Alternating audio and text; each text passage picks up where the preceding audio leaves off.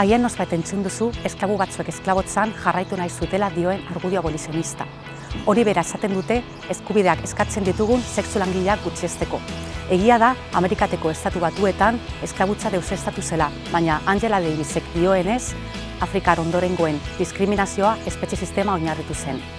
Errealitatea gure asmo onak baino konplexuagoa da beti. Sexu langile gehienak emakume migratuak dira, egoera irregularrean, prekarioan, familiakarrekin daudenak. Gizartean zein lanean, baztertuta pertsonak dira baita ere, emakume trans eta ijitoak.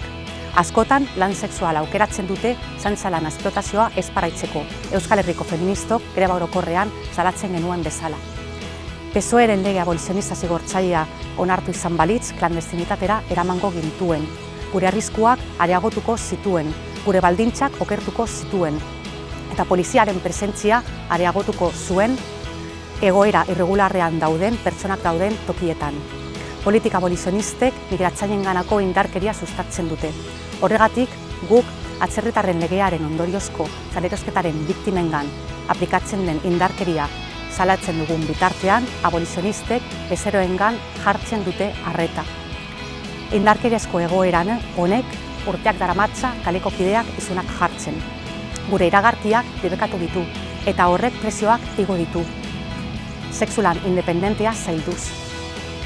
Plan Camilo Deritzonaren milioiak salbatu behar gintuztenak, publizitate abolizionistan xahutzen ari dira. Gure burua gutxiesteko biktimizatu egiten gaituzte. Baina gu ez gara biktimak.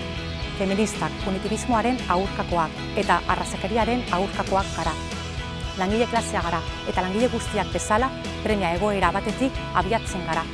Horregatik, desberdintasun hori, abusu bihur ez daudin, besteen gauza bera behar dugu. Eskubideak. Agian abolizionista zara eta ez nahi zu konbertsitzen saiatuko. Baina antikapitalista bazara jakingo duzu pobrezia ez dela, zigor kodearekin borrokatzen, errepresioarekin ere. Behar duguna langile prekarizatu guztientzako eskubideak dira.